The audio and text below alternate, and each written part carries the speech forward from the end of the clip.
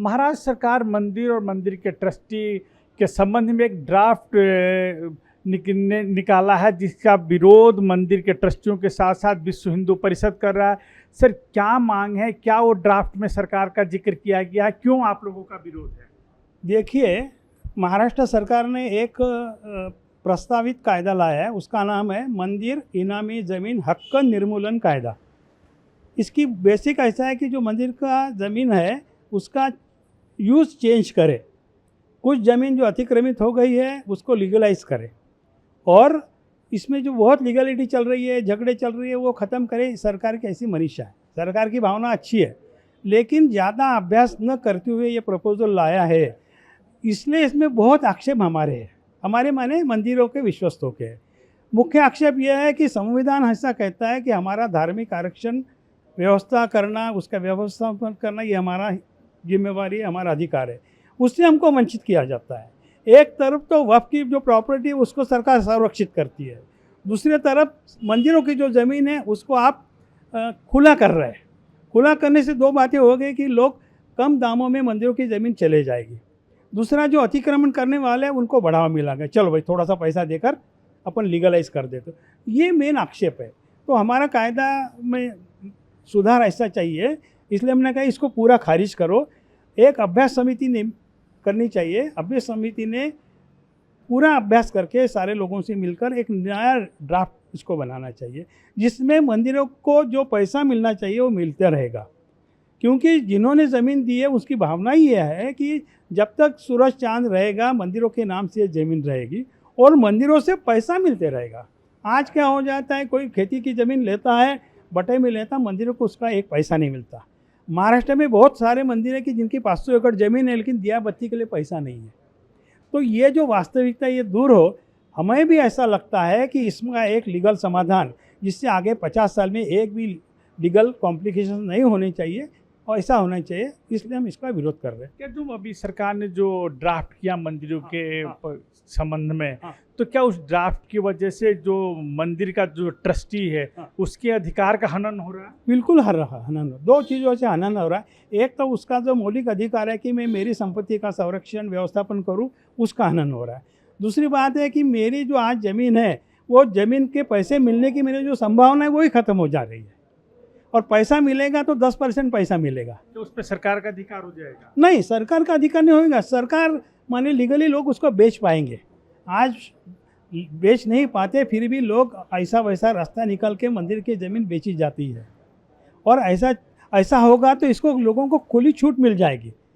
Trustee को कभी प्रभावित करके, कभी प्रेशराइज करके, कभी दूसरे नाम से ये मंदिर के हाथ से ज़मीन निकल जाएगी। ये इसलिए बड़ा भेदभावपूर्ण हो रहा है। तो बेचने वाला तो ट्रस्टी ही रहेगा ना फिर? नहीं, ट्रस्टी होगा, लेकिन आज उसको दिक्कत है कि वो बेच नहीं सकता। अभी खुली हो जाएंगी तो हम देखते हैं कि अब गांव में एक मंदिर, मैं नागपुर में रहता हूँ, मेरी खती और दूर में है, वहाँ की चिंता कौन करेगा, उसको संरक्षण क्या है? आज ही मंदिर के ज़मीन को कोई संरक्षण नहीं। इसलिए हमारी भूमिका ऐसी है कि सरकार ने मंदिरों की ज़मीन का संरक्षण करना चाहिए, जो भी है वो, और बेचना नहीं।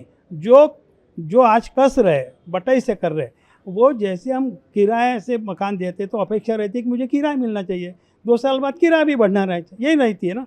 वैसे मंदिरों के ज़मीन से मंदिरों को पैसा मिलना चाहिए, इसका एक लीगल फ्रेमवर्क तैयार हो, ये हमारी इच्छा और भावना है। सरकार ने 5 तारीख एक डेडलाइन दिया है, 5 तारीख काफ़ी नज़दीक आ गई है, और आप लोग अभी एक बैठक के बाद दूसरी अपना निवेदन आप लोगों ने देने आया, तो दिन तो कम रहेगा? नहीं, ऐसा है, अभी हम आपके सामने आज आए, लेकिन तुम तो महीना भर से काम कर रहे हैं। सारे महाराष्ट्र में, सारे जिलों में ये काम एक साथ चल रहा है, और इसका असंतोष भी बहुत है। माने गुरु समाज जो अलग अलग सब तरफ से इसका विरोध हो रहा है, और सरकार को भी इसकी कल्पना है।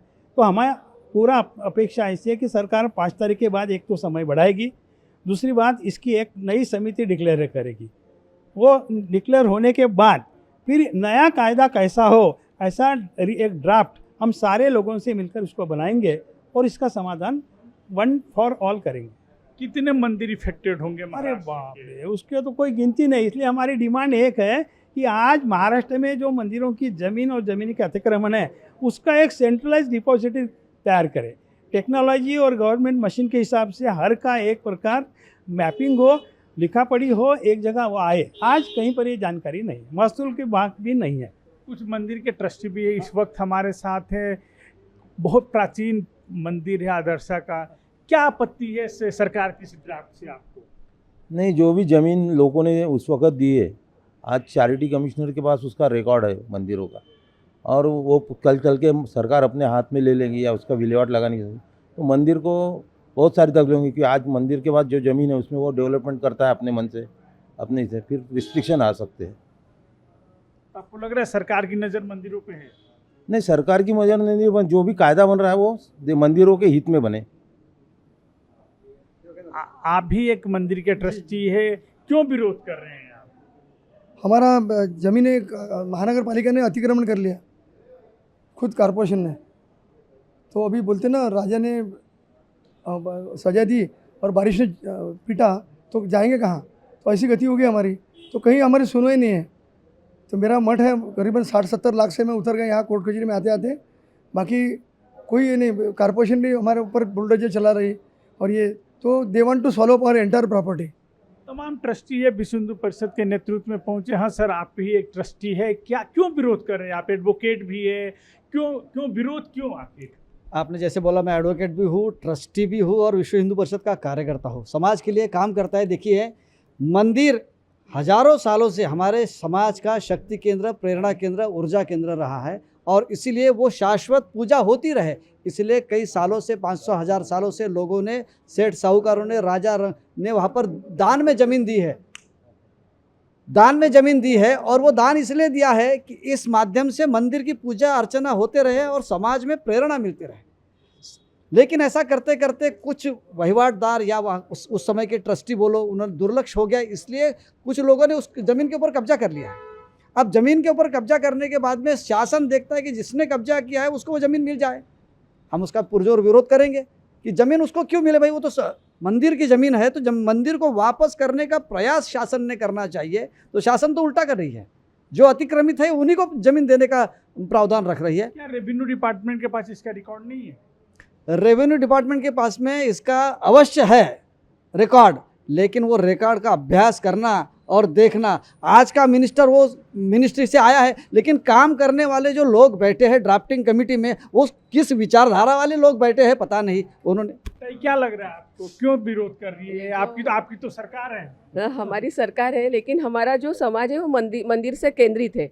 जो इनाम निर्मूलन जो कायदा आने वाला है, उसकी तिथि 5 तारीख तक सबकी सूचनाएं मंगवाई है। एक तो पहले वो 30 तारीख तक करे, क्योंकि अभी आप देख रहे हैं इतनी मंदिर के सब ट्रस्टी और सब सदस्य आए हुए हैं, ताकि हर महाराष्ट्र में पूरा निवेदन देना चालू है विश्व हिंदू परिषद की ओर से। लेकिन सबसे ज़्यादा मंदिर आश्रम होंगे, उनके जो मठ होंगे, मठ मंदिर होंगे, वहाँ से भी ऐसे निवेदन आए, और जो कायदा बने, कायदा बनाने के लिए कोई मनाही नहीं है। लेकिन वो जैसे वक्फ बोर्ड को कैसे हर बार पीठ के पीछे लिया जाता है, फिर मंदिर ट्रस्ट को क्यों नहीं लिया जाता, मंदिर को क्यों नहीं केंद्रित किया जाता?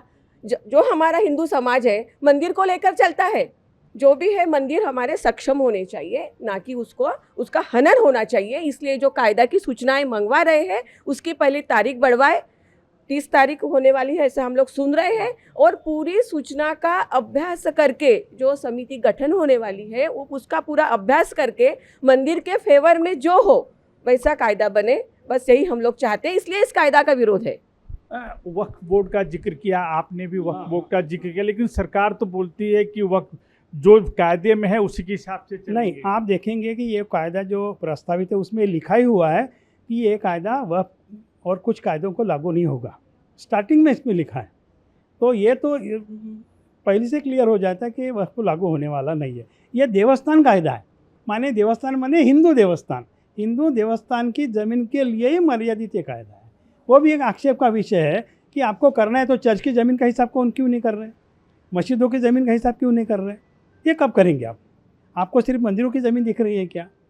ये सारे बहुत सारे विषय, कॉम्प्लिकेटेड विषय है। किसकी नज़र है मंदिरों की ज़मीन? नहीं, हाँ, हर एक आदमी की नज़र ज़मीन के तरफ नज़र होती है। छोटा सा प्लॉट भी हो तो उससे लगता है कब अपने कब्जे में आ जाए। और गांव में तो बहुत बड़ी खेती है। मैंने कहा ना, कुछ मंदिरों की 6-6 हज़ार एकड़ ज़मीन है।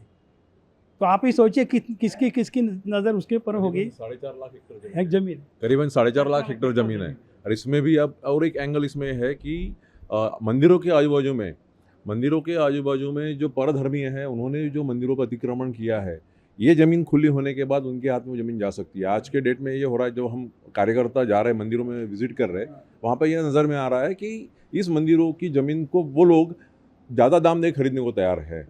जहाँ अगर 5 करोड़ की ज़मीन की जगह है तो ये लोग 8 करोड़ 10 करोड़ भी देने को तैयार है। वो लैंड जिहाद चल रहा है, वो भी रोकना जरूरी है। इसमें से ऐसा होगा, ये कायदा अगर आता है तो इसमें ये होगा कि वो ज़मीन खुली हो जाएगी, और खुली होगी तो बाकी लोग खरीद सकते हैं। महाराष्ट्र में विश्व हिंदू परिषद जी पॉइंट ऐसा है कि मंदिरों की ज़मीन कोई अहिंदू आदमी को ना बेची जा नहीं सकी, ना उसको सर्विस के लिए देनी चाहिए, ना किराए से देनी चाहिए। ये भी प्रावधान होना चाहिए, हमारी डिमांड है।